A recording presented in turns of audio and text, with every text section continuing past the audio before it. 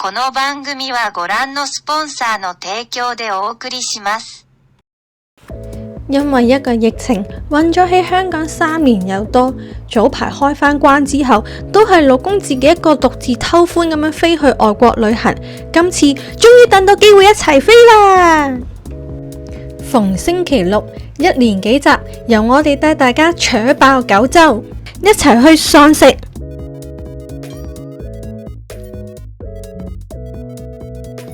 喪玩。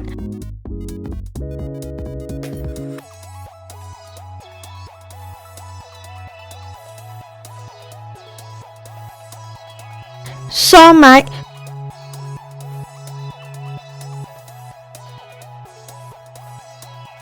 喪浸溫泉。仲等咩啊？一齊出發啦！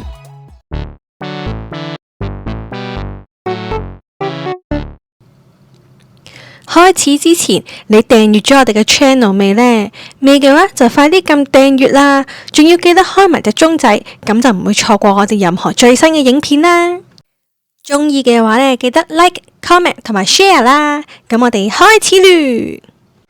早晨大家，咁今日呢係我哋嚟到福岡嘅第3日朝早，咁我哋呢就嚟到呢一個好出名嘅係元祖博多明太廠食呢個明太子早餐啊！咁呢，我哋依家就入去啦。餐廳獨沽兩味，分別係明太子飯同明太子煎麵。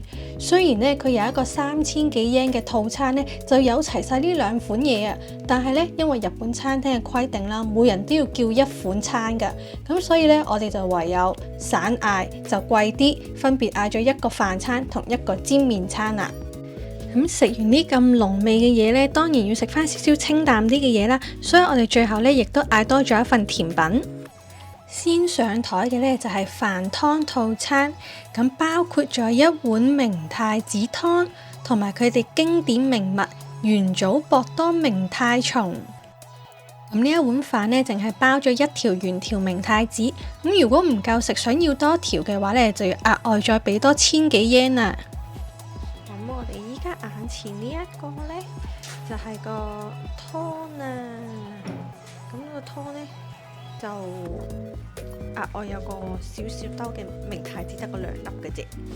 咁試咗個原味湯先呢，佢呢就有豆腐嘅，係啊，唔係啊，係完整嘅一嚿豆腐，俾我搞爛咗佢，跟住有啲好似炸天婦羅嗰啲圓形粒粒，試下唔加明太子先，唔係麵豉湯嚟嘅。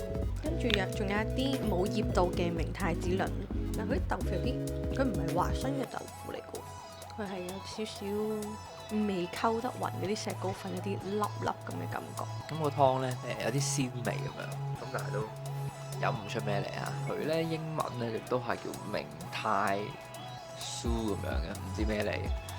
咁啊，但係我覺得個味道都 OK，鹹鹹地咁樣咯，鮮鮮地，鹹鮮咁樣。老公將呢一個嘅明太子粒放落去啦，好隱約嘅辣味咯，但係都唔算話好犀利，一個味道嘅變化。咁呢個就俾老公啦，咁然後呢，就做主角，我哋嘅主角，明太子飯，佢個蓋都仲有個餐廳名。呢一個呢，就係嚟到福岡一定要食嘅明太子，咁佢就係原條明太子，跟住個筷子掹唔到，咁我哋呢，就嗌咗個中身明太子啦。咁 maybe 呢一兜側邊嘅嘢就係中身嘅醬啩，或者係條明太子醃嘅時候就已經係中身，佢唔係原先明太子嗰塊衣嚟嘅喎，呢個就咁食係滿足嘅感覺，但係我覺得就咁食係唔多覺中身喎，因為我諗係慣少少呢個甜甜地呢個，甜甜地之後就會辣辣地啦。我覺得佢甜完之後佢辣就真係中身嘅辣呢一兜嘢，就係甜行先嘅，所以唔使會俾呃咗。個 after taste 好勁，嗰個辣嗰個係啦，咁啊七味粉咁嘅嘢嚟嘅，咁但係加辣咗七味粉，咁但係都幾好食。你老公又都試下一啖明太子，呢個係好難食嘅，幾中意。咁明太子就係鹹味帶個鮮味，然之後仲有其他香料味啦，睇下你個人中唔中意食明太子啊。因為呢個明太子飯咧真係好 simple 嘅，即係明太子加飯，係 expect 到嘅味啦，咁唔會特別太過驚豔啊。佢嗰個辣醬一加落個飯嗰度咧，我食咗陣柚子胡椒嘅味，咁啊都幾特別嘅呢個感覺。呢個咧就係明太子煎麵啊，俾大家睇睇個 close up 啦。咁呢個明太子個湯入邊咧，其實就已經見到一粒粒嘅明太子喺度啦。因為佢個調味特色少少嘅，即係有啲酒鹽嘅味道。咁啊，呢個咧上面煎魚粉啦，咁啊撈一撈啊，係啦。呢個咧都係佢哋店入邊教嗰個食法嚟嘅，好簡單。咁啊撈嗰啲煎魚粉就多陣魚味啦，就係咁啦。咁但係呢個咧明太子嘅煎麵咧係冇任何嗰啲肉嘅，反而咧有一啲呢啲好似啫喱狀嘅係一食落去就散嘅，好有望嚼嘅感覺。因為始終都唔係整拉麵嘅鋪頭啊，咁樣佢個麵我哋排放一陣之後咧，佢就開始有啲黐嘅，咁啊快啲食啦！一樣咧都係鹹鮮嘅口味，不過咧就比就咁食明太子飯咧多咗個變化，有啲魚味香啲咧叫做，睇下加辣有咩分別？加嗰個辣好似係冇乜感覺，我就咁食呢個辣醬睇下咩味先。佢係酸版嘅豆瓣醬嚟嘅，呢個辣醬係即係酸酸地咁樣。咁但係咧就係鹹味同酸味多過辣味。咁眼前呢一個咧就係每日限定嘅，應該係明太子布甸。咁咧我哋今日咧係大概日本時間7點幾去到餐廳啦。咁佢門口咧就寫住話今日限定得翻53個嘅啫。咁所以如果夜晚嚟食咧，可能就冇得食啦。佢上面一粒嗰啲咧，即係我原本以為係將啲明太子直接加入去，咁但係嚟到咧上面嗰啲咧係遮嘢嚟嘅，因為一粒粒嘅，同明太子啲關係都冇。好甜。佢係好甜嘅焦糖味咁樣咯，嘅布丁啊，哇仲甜啊！即係我以為上面嗰層已經夠甜，後面個布丁都係甜喎，大佬，哇甜到我成日撈埋一齊食。都係好甜，佢上面嗰層苦味有上試中，我下邊嗰個甜味，但係都係好甜，一齊食。我頭先已經一齊食咗啦，但係都係覺得好甜。乜日本人食咁甜嘅咩？日本人比較食甜，其實咧除咗香港人之外咧，其他地方食甜度好強勁，即係我以為係明太子嚟，咁有啲失望。好啦，我哋已經食完啦。咁啊，總結翻咧，咁佢個味道咧，其實嚟講咧就唔係特別驚豔嘅。係啦，咁啊，即係想像到個味道啦，咁啊，但係咧，綜合評價就俾一個6+1佢嘅，6分咧就係個味道個評價，咁1分咧就係特色啊。咁始終啊，明太松咧就好多地方都有嘅，好似即係福岡好多地方都有，但係明太子煎麵咧就真係未見過啦。咁所以咧俾翻1分嘅特色分佢，就係咁啦。咁咧，頭先講到話我哋食嗰個布甸咧，係佢餐廳門口咧就係限定53個，咁到我哋食完埋單嘅時候，佢都仲係53個咯。係啊，佢嗰個數字就係唔知點樣計出嚟啦，仲要佢冇減到數啦，就係咁樣啦。好啦，咁然後咧，我哋依家就要去會合老爺奶奶，因為佢哋唔食呢個明太子早餐，咁所以我哋依家要去會合佢哋啦。咁我哋會合完佢哋就會出發去第2個地方。下一站出發，我哋去塘戶市場啊。係啦，咁我哋到時再見。我哋搭咗大概個半鐘頭車咧，終於到門司港站啦。咁一落車咧，就已經見到好多人瘋狂咁喺個車站度打卡啊！原來咧，因為呢個車站咧，大部分咧都係由木頭去建造噶，咁就十分之有呢一個懷舊氣息啊！不單止喺個車站度打卡影相啊，有唔少人咧都好似老公咁，俾眼前呢個鐘咧所吸引住，好想去敲下佢啊！但我諗應該係敲得啩。唔淨止係車站入邊啊，連車站嘅外圍啦，同埋周邊嘅建築咧，都充滿住呢一個懷舊氣息啊！咁大概咧就係呢一個明治年代嘅大正浪漫時期嘅風格啊！如果係對歷史有認識嘅人呢，或者係中意歷史嘅人呢，應該咧對呢一啲設計都唔陌生噶啦。大家好，我哋咧而家已經嚟到呢個門司港啦，睇下後面。咁咧本身我哋預定咧就會喺直接搭船去呢個塘戶市場啊，咁但係咧老婆就話好飽，咁啊，所以我哋有可能咧就會去呢個九州鐵路館先啦。好啦，我哋依家咧就去呢一個鐵路博物館啦，咁就喺呢一個門司港站嘅，其實好近咯，一出站嘅隔離就係啦，行2-3分鐘就到咯，超近就喺呢度。呢個係呢個鐵路紀念館啦。咁入邊咧，如果係一啲鐵路迷咧，應該會好中意。但係咧，我嘅目的係要去揸火車，就係咁啦。入到去再同大家講，我哋已經行到嚟呢一個紀念館啦。咁佢咧就300yen一個，但係咧 JR 個網站咧就話，如果拎住張 JR 飛咧就可以有8折嘅。咁所以咧，我哋就睇下有冇折啦。咁咧，佢嘅開課時間就係9點到5點啦，最後日本時間4點半。但係其實望上去好似唔係好大咯，但係重點都係可以揸火車仔。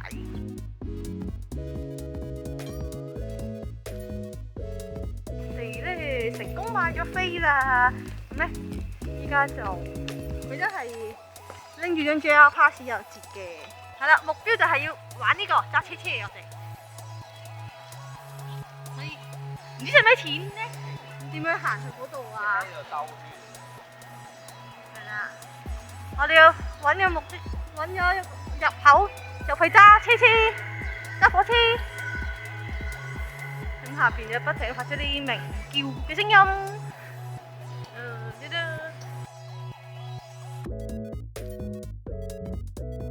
呢個本館咁入邊就有啲唔知咩睇啦。目的係揸小火車啦，我哋就揸小火車先，哈哈哈哈哈！喺嗰度。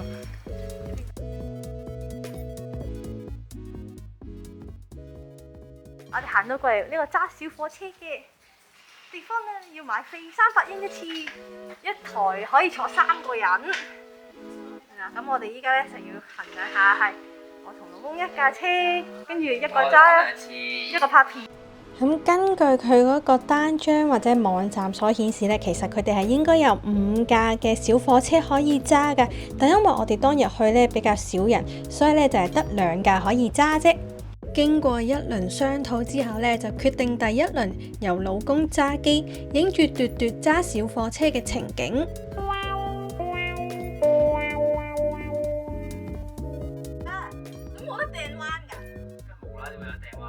咁我純粹係入嚟撳掣嘅咋？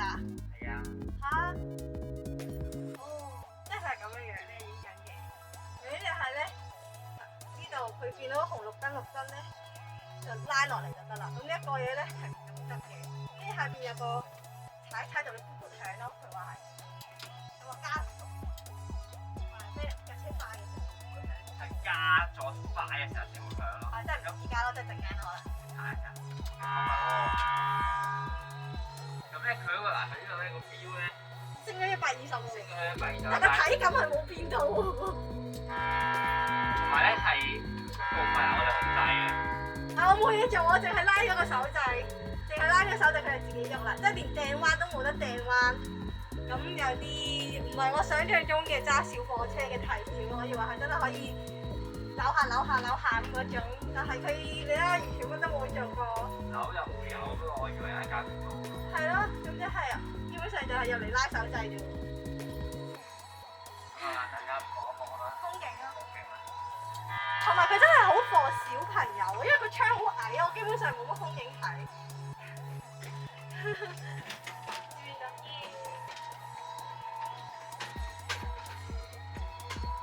買多一張嗰啲大家先買啦，即係體驗，老公可以體驗下呢個踩腳掣同埋呢一個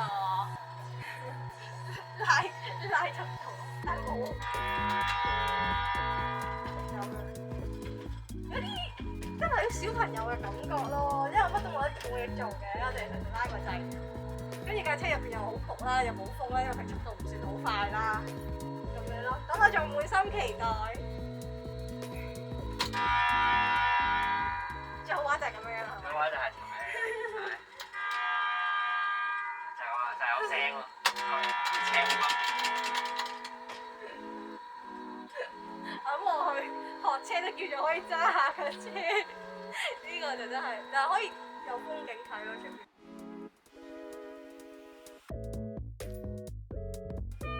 慢出咗啦，可以快啲。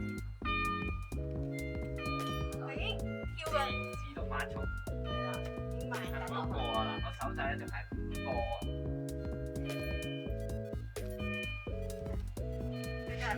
跟住減穩速啦，已經架車慢慢停緊嚟泊車啦，泊車都唔使自己拉手掣咯，佢自己減速咯。係咪停埋咧？係啦，停低啦，但佢都唔會自己彈翻去 off，即係應該係個職員陣間會 off 噶啦。好啦，哎呀，冚到個頭啦！泊車啦，就係咁樣啦。如果生得高嘅人就係咯，佢真係自己 off 㗎。個職員已經拉咗個手掣啦，我哋已經揸完個小火車，咁然之後依家咧就到老爺奶奶玩啦。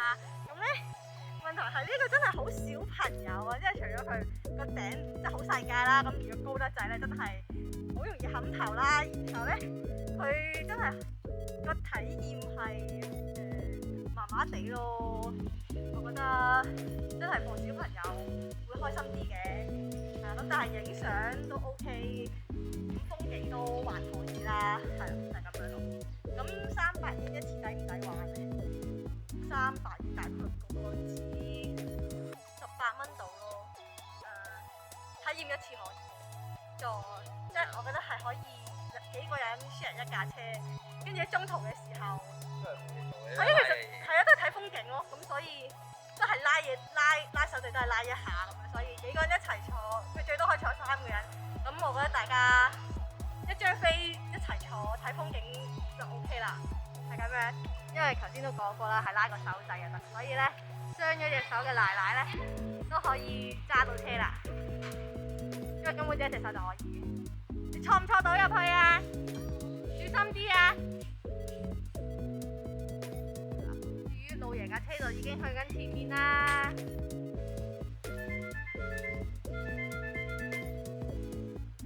好，奶奶都出發啦。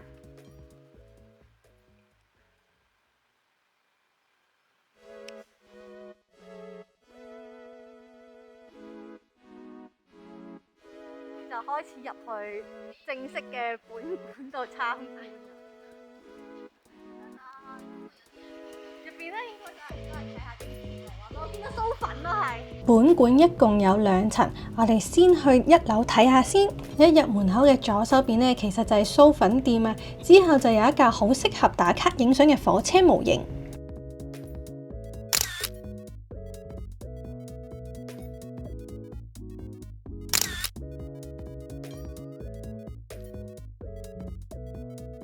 咁啊，我哋而家咧入到嚟本館啦。咁啊，啱啱影咗喺嗰個舊車廂影咗啲相啦。咁呢一個咧就係嗰個模型啊。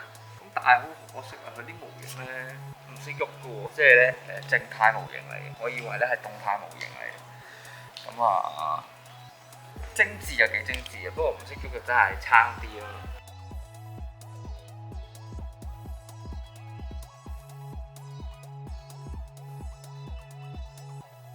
呢度咧，呢個咧就係模擬駕駛嗰個位置啊。咁咧，但係好可惜啊，今日咧係唔開放㗎。佢禮拜6日先開。咁啊，我哋都偷窺一下入邊有啲乜嘢好玩啊！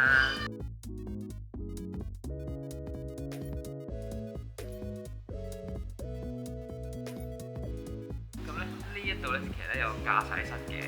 就望住個電腦屏幕咁樣喺度玩咯。係啦。就好似嗰啲 VR 咁樣，幾好嘅感覺。架車當然唔識喐㗎啦，咁但係係啦，咁啊但係咧好可惜啊，今日都冇得玩啊！即係我哋呢度入嚟咧，好多嘢都冇得玩其實。就係勝在冇乜人咯。係啦。1樓主要係一啲體驗型嘅遊戲啦，但係可惜我哋當日咧好多都冇得玩啦，所以咧我哋就上2樓睇下啦。上咧就係展示品多啲啦，咁可以玩嘅嘢咧，或者可以體驗嘅嘢咧，感覺上就比較少啲，咁就好多歷史性嘅嘢多啲，咁但係不過咧就好似都係得日文咯，係啦。咁唔識日文但係又想睇嘅，可以用 Google 翻譯啦，就咁樣咯。由於咧所有嘅簡介都係寫日文啊，加上我哋並唔係啲咩特別嘅鐵路迷，所以咧都係咁意睇下嘅啫。呢度咧就有個電視機就播緊嗰個火車嘅，即係火車頭影到嗰個影像啊。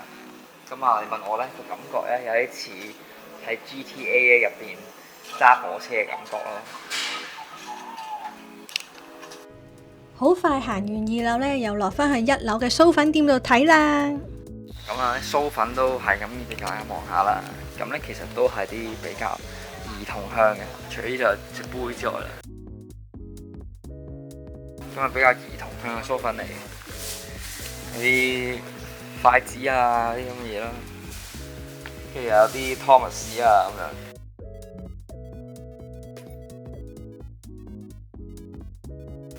兒童書包，呢個唔知咩兒童套裝，就係咁啦。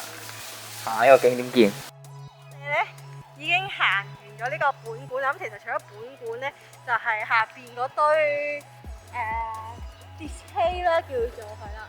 咁但係嗰啲 display 都係冇得入去嘅，咁都係純粹影下啲車，影下啲車頭啊咁樣樣咯。係啦，咁但係咧。因為我哋都唔係話真係好鐵路迷咁樣樣，同埋我哋要趕去搭船，去搭嗰個唔知咩門司港嘅遊嘅觀光船咁樣啦。咁所以咧，我哋都唔喺度逗留咁耐啦。咁最主要嘅揸火車仔咧已經玩咗啦，係啦，目的都係想玩呢個嘅啫。咁我哋依家就行翻去 JR 站另一邊去坐嗰架觀光船啊。係咁，拜拜。喺鐵路博物館行翻出嚟呢，畫面指住嗰地方呢就係 JR 站，但我哋要搭船嘅地方呢就喺斜對面。咁架船呢係觀光船呢，純粹係 travel 嘅船啊，係 travel 嘅船嚟嘅啫，就唔係觀光嘅。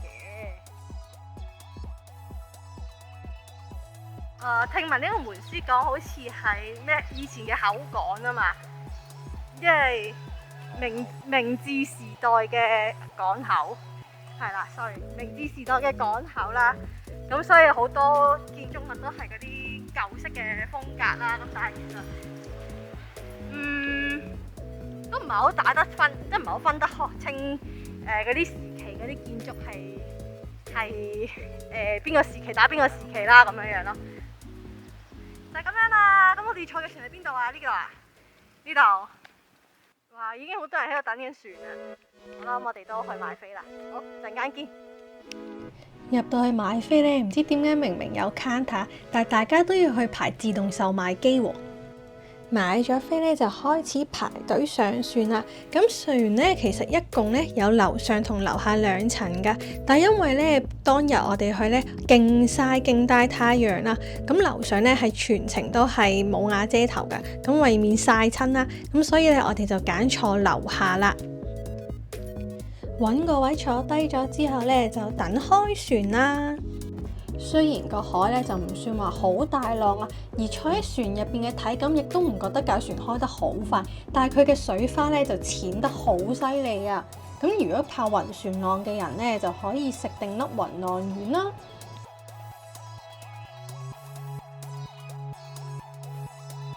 頭先咧就喺嗰度落咗船啦，然之後跟住咧就行咗嚟呢個要去嘅目的地塘戶市場啊。咁頭先中途咧就見到嗰隻馬騮仔啦，咁我哋初頭咧就話佢係會有表演啊，咁然之後但係咧見啲途人咧俾錢佢咧，佢都係唔會表演嘅喎，純粹係俾你影相嘅啫隻馬騮。有人俾一錢咧，佢就會有嘢做。係啊，所以佢純粹係俾你影相喎，所以嗰個就佢影相都係遠距離影啦，因為佢話佢個台有個英文寫住唔可以行近啦，亦都唔可以掂嘅，咁所以都係純粹係俾你影下相咁。或者係佢嘅表演時間未夠鐘啩，唔知啦，唔清楚。咁如果大家有機會嚟到見到隻馬騮，睇下佢會唔會表演啦。重點係我哋前面呢一個塘戶市場啊。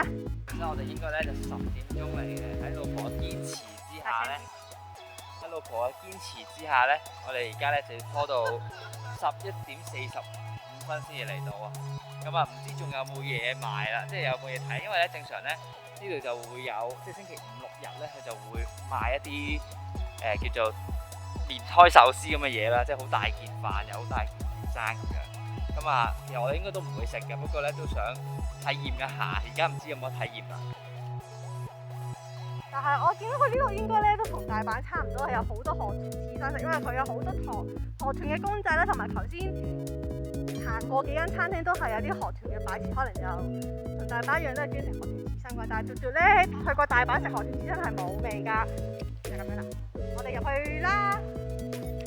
我哋已經入到呢個塘戶市場啊，咁啊有好多呢啲咁嘅河豚嘅 set 啦，叫做咁啊呢啲模型嚟嘅啫，新鮮有得賣嘅咧，其實呢度都有嘅喎，1000yen一份。咁啊大阪都係差唔多㗎。係河豚刺身。冇味㗎。你成日有呢個河豚分拆咗嘅樣。咁啊前面咧有好多人喎，我哋出去過去睇下啲咩買先。哦，呢度咧有壽司 mix 啊，有啲似係爭鮮嗰啲款式啊，靚啲嘅爭鮮啦。但個婆婆嗌得好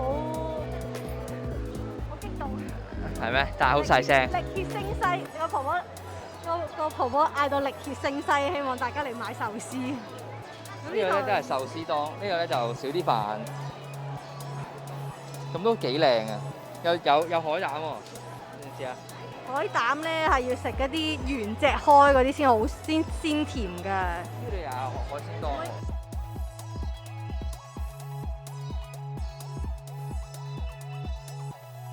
，1000yen一盒海鮮檔。佢懟俾你影下，呢個刺身800 yen 河豚。係啦，但係其實唔使食咁多㗎，因為真係冇味，又要強調冇味。咁啊，呢度有啲壽司啊，散裝嘅，咁啊可以自己揀。係咩？但好似唔新鮮咯。好 dry 下嘅。擺咗好耐咯。係啊，你睇下嗰啲魚全部都好乾真真咁，貌似樓下呢一層咧就全部都係買啲外賣盒啊，就要企喺度食，因為餐廳就喺樓上嘅餐廳。第二啲嘢嚟，樓上咧係第二啲餐廳。市場食堂。係啦，咁咧如果你喺樓下嘅話咧，買咗嘢食咧，咁就只可以喺出邊嘅用餐區度食嘅啫。咁咧即係有啲台啊，或者你喺有啲凳啊，咁啊自己即係好似係等於喺你喺香港揾個公園食個雙餸飯一樣咁樣咯。呢度有啲活魚賣喎，擘晒口嘅活魚。1300 yen 你幾錢啊？1300 yen 即係1000係60咯，65、66咁上下。哇！有好大條烏賊啊！嗱，呢啲係好大條烏賊，刺身用嘅烏賊啊！佢寫住。應該係要自己翻屋企處理喎，餐廳唔會幫你處理。係啊。跟住呢個最多人嘅地方咧，就係呢一個位啦。最多人嘅呢個位啦。吞拿魚啊！咁啊，好似咧好多人去買喎。哦，呢個就係好出名嘅老天。咁咧，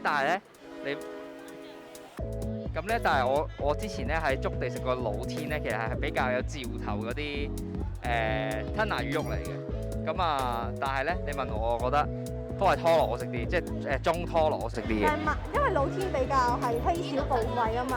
少啲咯，但係唔代表好食咯。喺嗰度300 yen 一嚿。呢個就係老天嘅真樣啦。好啦，唔好阻住人做生意，我哋都係快啲撤退。咁上到1樓望翻落樓下咧，其實我見到頭先嗰間嘢係真係超多人，係啦。咁但啲人流主要都係集中晒喺嗰一間鋪頭，後邊都有鋪頭嘅，但係咧後邊啲鋪頭就冇乜人咯，係啦。咁頭先如果買完嘢可以上嚟上面呢度咧有垃圾桶啦，前面仲有台啦，俾你喺度立食啊！咁後邊啲檔攤真係比較少人啲啦。好，咁上到嚟1樓，頭先右手邊我嘅就係嗰啲立食區啦，左手邊咧就係餐廳啦。咁呢一間就係回轉壽司鋪，跟住之後咧就係市場食堂啦。咁都係食一啲定食啊咁樣咯。雖然對對仲係好飽啊，但係老公佢哋話一場嚟到咧點都要試下喎。咁所以咧最尾就決定咗食呢一間啦。嚟得塘戶市場咧，當然唔少得食呢一個河豚刺身啦。咁我哋當日咧亦都嗌咗一份嘅。除此之外啦，仲嗌咗一份嘅海鮮當啦。咁另一份呢，就係炸物當，同埋一個炸物盛盒。咁老公依家切緊呢一嚿嘢呢，就係炸河豚。咁但係老公就話佢好硬啊，個質感，係啦，佢唯有就直接咬啦。咁呢，佢食個碟呢，佢係有劈沙律醬啦。咁但係佢講明呢一個炸河豚係唔可以點醬食嘅。咁然後隔離有一啲好似意粉乾嘅嘢，咁感想熱到講唔到嘢，好似好多骨咁樣嘛。呢個咧應該係炸河豚中間嗰條骨，咁咧中間有啲軟骨嘅，咁但係咧佢嗰個炸品真係硬到嚟炸鋪，肉質就正常其實，只不過咧佢嗰個外皮實太多粉啦，咁同埋中間有條骨嘅關係咧，你完全分唔到，你只可以咬完之後掠翻啲軟骨出嚟啦。咁啊，但係我食唔到河豚，即係河豚應該本身就冇味嘅，咁啊，所以就係冇乜特別咯，即係白身魚炸咗白身魚嘅味道咯，係。我都話河豚係冇味㗎啦，咁然後呢，佢個炸粉呢，其實望上去都比較樣衰少少嘅，咁所以唔好食都正常，係啦。咁然後呢一碟呢，唔知咩炸物盛盒，仲要炸有一嚿嘢係炸到爛咗嘅添，咁可能呢間作風係比較頹食作風，所以佢哋就唔 care 呢啲咁嘅賣相啩。好，咁我哋就開餐啦。轉頭再話俾大家聽感想。咁喺食嘢之前都 mention 一下啦。咁呢，隔離嘅媽會有一塊抹台布呢，就係個餐廳嘅職員可能真係太忙啦。佢一個人又要帶位啦，又要落單啦，又要執台啦，又要捧餐啦，又要收錢啦，又要裝啤酒啦。咁所以可能佢應該就係抹完張台，即係執完台抹完台就跟住擺低咗喺度就唔記得啦。所以呢，我就要同一塊抹台布一齊食嘢啦。係啦，就係咁樣啦。咁呢一個真係多體驗啊嘛。冇錯，係香港都唔會有咁嘅體驗咯。OK。咩？我又冇同佢一齊食飯。係，我要同佢一齊食飯啦，係咁。我依家就要同台布食飯啦。拜拜。好啦，我哋咧就已經食完呢間所謂嘅市場食堂啊。咁啊，先講評分啦，我啊會俾3分啊，即係咧3 out of 10啊。咁啊點解咧？因為咧第一啦，咁佢啲刺身啊，不論河豚刺身或者其他刺身咧，食落去都唔係話真係最新鮮嘅。另外咧，我叫嗰個 set 嘅話咧，有2嚿鯛魚咧，佢變咗鯛魚皮。咁嗰2個鯛魚皮咧係韌到完全咬唔開嘅。仲有嘅就係佢個炸物啦，個皮太厚啦，吸得太多油。雖然咧都叫酥脆嘅，咁但係咧跟住又有啲蝦係冇挑到蝦腸㗎啦。咁個食完之後咧，係比起我哋咧琴日朝早食嘅差太遠啦個級數。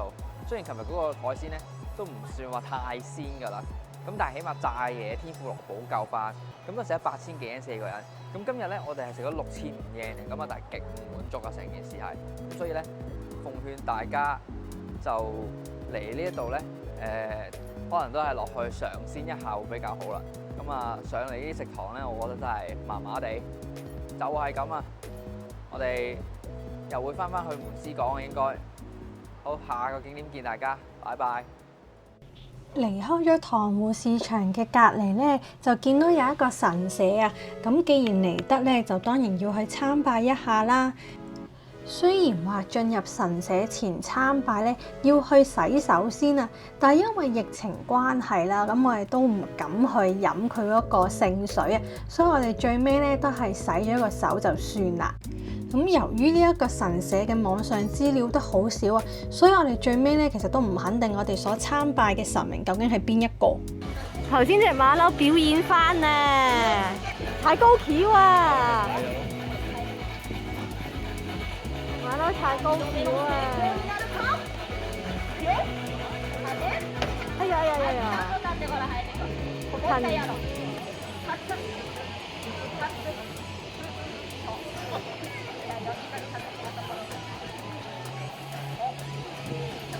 就好情不願意咁表演，隻馬騮情不願意咁表演。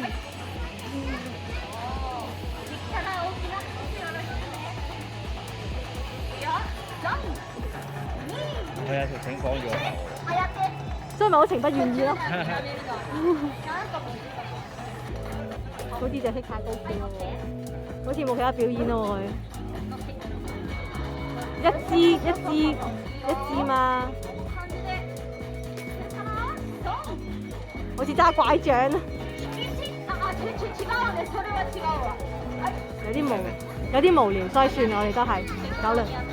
好，咁我哋咧喺頭先食呢個魚市場嘅另一邊咧，就見到一個疑似遊樂園嘅物體啊！仲有水族館添啊！仲有水族館，但係咧老公就話唔入去喎。跟住遊樂場咧，老公都話唔入去喎。咁所以咧就好悶啦。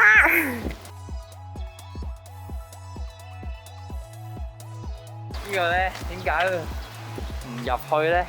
係因為其實我哋咧係返門司港去睇其他景點嘅，但係老婆堅持一定要嚟呢個遊樂園望下有啲咩玩，咁梗係悶啦。咁望到眼前嗰個兒童過山車仔呢，就已經大概估到呢一個遊樂場呢係一個比較兒童向嘅遊樂場嚟㗎。但係佢個門口呢就冇閘住喎，所以就估計佢應該係唔使錢入去，但係每樣嘢呢就要額外再俾錢玩嗰種。入場無聊啊！唔使錢入場啦，咁然之後跟住你想玩啲乜嘢就再俾錢。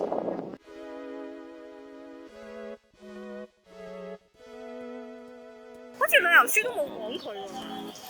咁我哋入去行個圈睇下，大概啲嘢係幾多錢到啦？呢個飛天秋千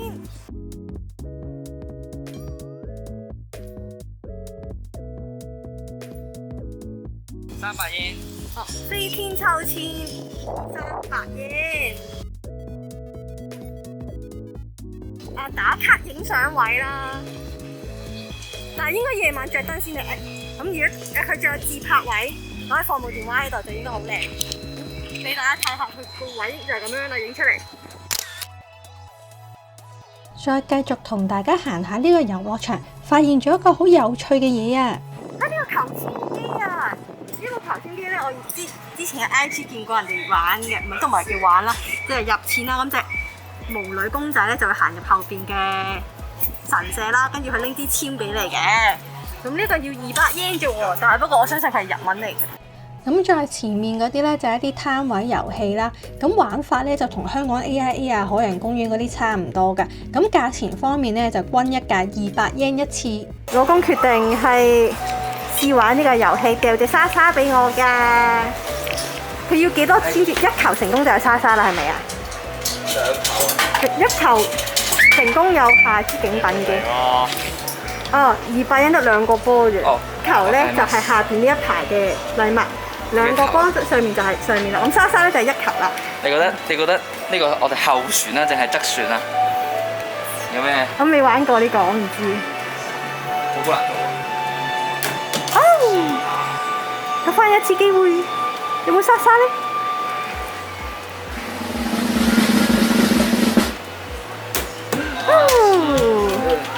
好，我試下。咁你有啲乜嘢嘅？我冇感覺，我覺得好難掉。真係冇手感啊！好啦，去第2度啦。好，睇下啲可愛嘅莎莎同恐龍仔。隔離幾個檔攤嘅公仔都唔係好吸引啊，所以我哋都冇玩到啦。過晒啲攤位遊戲之後咧，就有一間類似機鋪嘅嘢啊。咁一入門口就有一部好大部嘅夾公仔機，咁入邊嗰啲咧全部都係大大隻嘅螳螂啊！咁個螳螂咧原來係背囊仔嚟㗎。好，老婆最愛嘅扭蛋，佢係咩嚟？襟章啊，貼紙啊。襟章嚟嘅。好啦，咁老公扭啦。襟章。扭啦，嗱，我前有荷包。哎呀，媽媽打關斗啊！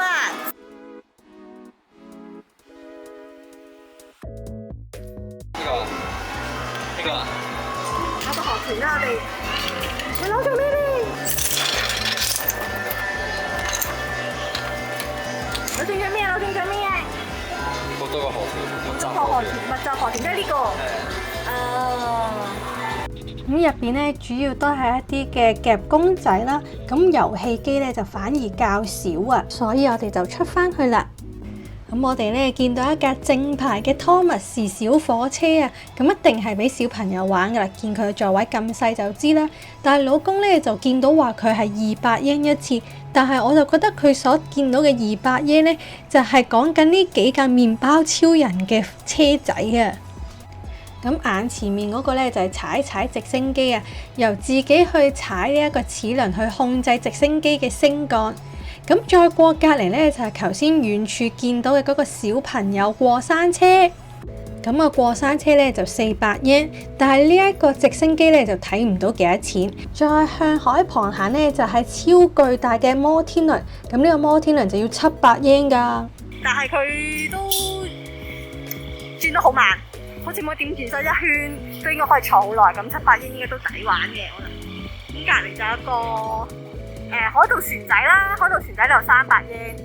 喺摩天輪入口隔離呢，就有一部 ticket 嘅售賣機啊！如果大家睇啱咗玩咩機動遊戲呢，就可以過嚟買呢一個遊戲券啦。但係俾嘟嘟發現咗呢，喺摩天輪嗰個價錢牌上面寫住係3個人喎。咁即係一卡車坐3個人就700yen，就唔係每人700yen啦。咁都抵喎，如果咁講嘅話。咁即係呢度嘅遊戲大部分都係200yen，最200yen就係參加遊戲。參加遊戲200yen啦，咁機動遊戲即係譬如摩天輪最貴都係摩天輪700yen，咁其他都係300-400yen就有得玩咯。咁你又唔使錢，我覺得可以入嚟行下，玩1-2樣咯。只要有帶小朋友嚟嘅觀眾，咁但係呢度算唔算好難嘅？佢離福岡都幾遠，難唔難咧就唔難嘅，不過咧就你要預啱時間咯。譬如咧，每日嘅9:01咧就有班特急嘅車咧就會去小倉轉車咧，再過嚟吳思港，咁大概1個鐘度啦。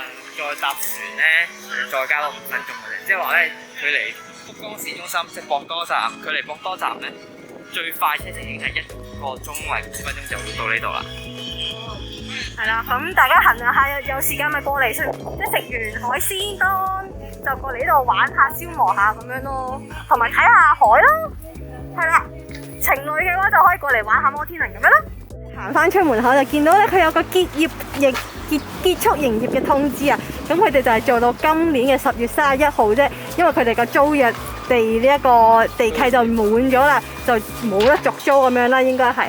咁如果你係買咗啲回數券，真係可以多次使用嗰啲呢，咁你都係要喺佢執笠之前過嚟玩晒佢咯。咁所以如果大家係真係想嚟嘅話，就10月31號之前就好嚟啦。如果唔係呢，你嚟到呢，就已經見到佢係一塊平地嘅嘞。係啦，就係咁啦。咁我哋呢一個公園遊啦，同埋呢個市場呢，就係咁上下啦，行。咁我哋依家呢，就要去搭船翻去門司港，都係行咯。係啦，咁我哋就搭完船再話俾大家聽下，睇下門司港有啲咩好行，會行下啲乜嘢啦。好，陣間見。下一集我哋會搭翻船，由下關去返門司港，試當地嘅名物，買當地嘅土產，再四圍行下。之後我哋仲會搭車去小倉，帶大家去呢個打卡阿部嘅小倉城，再體驗做呢個上等賓客，等人服侍我哋食晚餐。行程咁豐富，識揀嘅你當然唔可以錯過我哋下一集啦。咁我哋下集見，拜拜。咪住，鍾意嘅話記得 like、comment、share 同埋 subscribe 啊！仲有 follow 埋我哋嘅 Instagram 去掌握我哋最新嘅飲食資訊啦！快啲撳掣啦！